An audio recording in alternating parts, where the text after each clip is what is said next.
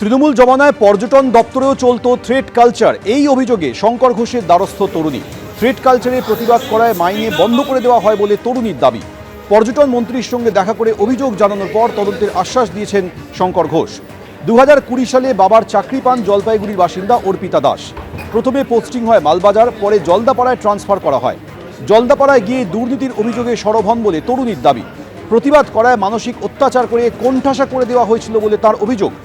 দুর্নীতি সিন্ডিকেটের বিরুদ্ধে সরব হতেই তাকে কলকাতায় বদলি করা হয় বলে তরুণীর দাবি। কলকাতায় কাজে যোগ না দেওয়ায় তার বেতন বন্ধ করে দেওয়া হয় বলে তরুণীর অভিযোগ। পর্যটন মন্ত্রী শঙ্কর ঘোষের সঙ্গে দেখা করে এই অভিযোগ জানান তরুণী। বিভাগীয় তদন্ত হবে, আশ্বাস পর্যটন মন্ত্রী। 2.5 বছর থেকে বসেছিলাম কিছু কারণের জন্য ডিপার্টমেন্টে। তো সেই 2.5 বছর আমি যাদেরকে বলেছি, যেই কারণগুলোতে বলেছি, আমাকে তারা সেই ব্যাপারে কোনো সাহায্য করেনি। ওয়েট করছিলাম সরকার চেঞ্জ হবে, হয়তো এখনই আমার বলার সময়। আমি মালবাজারে পোস্টিং হয় এবং ছোটো থেকেই আমরা জলদাপাড়া বিষয়ে আমি জানতাম, মানে যেই ম্যানেজার ওখানে ছিল তাকে আমি পার্সোনালি জানতাম, আর ছোটোবেলা থেকে দেখছি তাকে। তো সেখানে আমি যেতে ইচ্ছুক ছিলাম না। জোর জবরদস্তি আমাকে একটা গ্যাং ক্রিয়েট করে সেখানে নিয়ে আসা হয়। সে মানসিক ডিস্টার্ব করতে লোককে খুব ভালোবাসে, হ্যারাসমেন্ট করতে লোককে খুব ভালোবাসে। একাডেমি অফ ফাইন আর্টসের একাংশে গেরুয়া রং হয়ে যাওয়ায় সরব নাট্যজগৎ। শ্রমিক ভট্টাচার্যকে চিঠি দিলেন নাট্য ব্যক্তিত্ব চন্দন সেন, বিভাস চক্রবর্তীরা। চিঠিতে অরুণ মুখোপাধ্যায়, অশোক মুখোপাধ্যায়, মেঘনাথ ভট্টাচার্যদের সই রয়েছে। কে বা কারা বিজেপি পরিচয় ঢুকে সামনের ঘর রং করে দিয়েছে, এটা কেন হবে, ব্যবস্থা নিন। শ্রমিক ভট্টাচার্যর উদ্দেশ্যে বার্তা চন্দন সেনের। এমন ঘটনা ঘটলে তার নিন্দা জানাই, মন্তব্য শ্রমিক ভট্টাচার্য।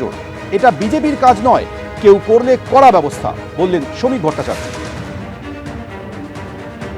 80 বছরের একাডেমি অফ ফাইন আর্টসে কে বা কারা বিজেপি পরিচয় ঢুকে তারা সামনের ঘরটাকে রং করে দিয়েছে এবং তারা বিজেপি নেতাদের ছবি টাঙিয়ে দিয়েছে।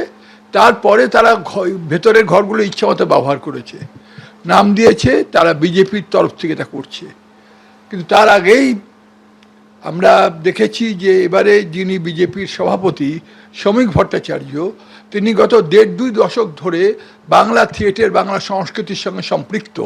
তিনি থিয়েটার দেখতে আসেন, শুধু আমার নাটক নন, অনেকের নাটকই দেখতে আসেন। তার কাছে আমাদের আবেদন যে আপনি এই খবরটা নিন। এটা কেন হবে? এটা যদি বিজেপি করে থাকে তাহলে বিজেপির তরফ থেকে অফিসিয়ালি এটা বলা হলো না কেন এটা বিজেপি করছে।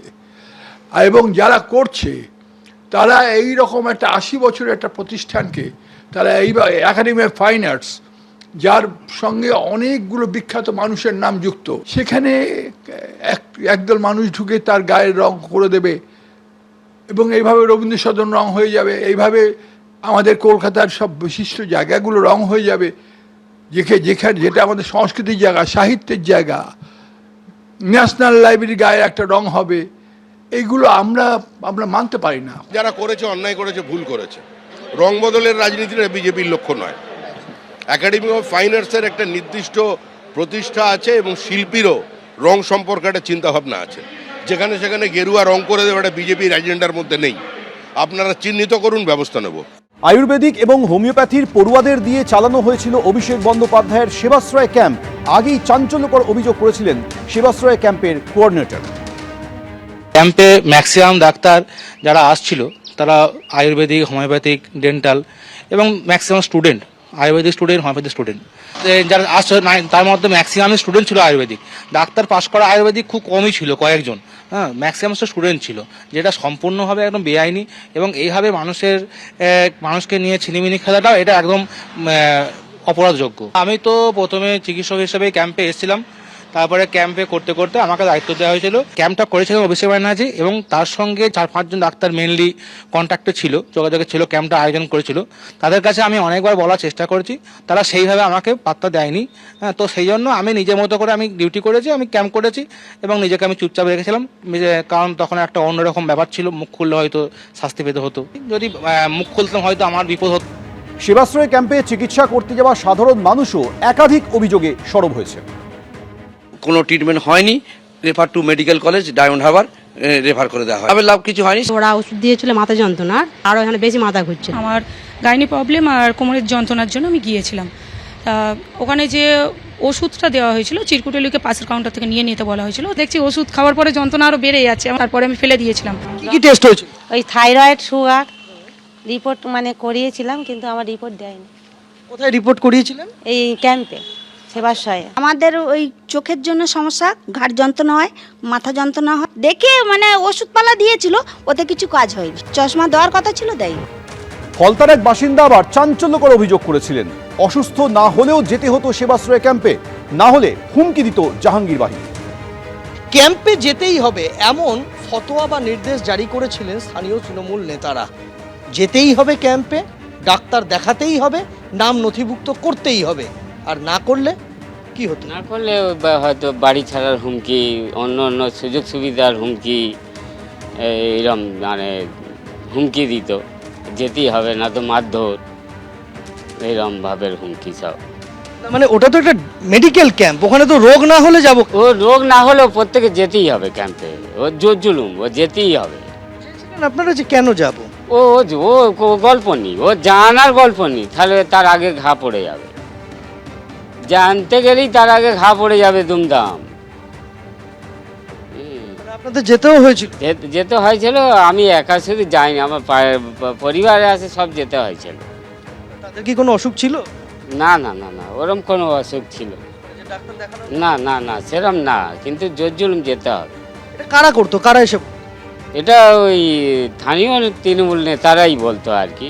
এবারে ওই জাহাঙ্গীর খানের নির্দেশে বাড়ির লোকজন দেখাতো, ওই ওষুধ ফষুধ কি দিত সব ওই সবে। এবার আমাদের বাড়িতে বলে দিয়েছে সব না খেতে আর কি, ওষুধটা না খেতে।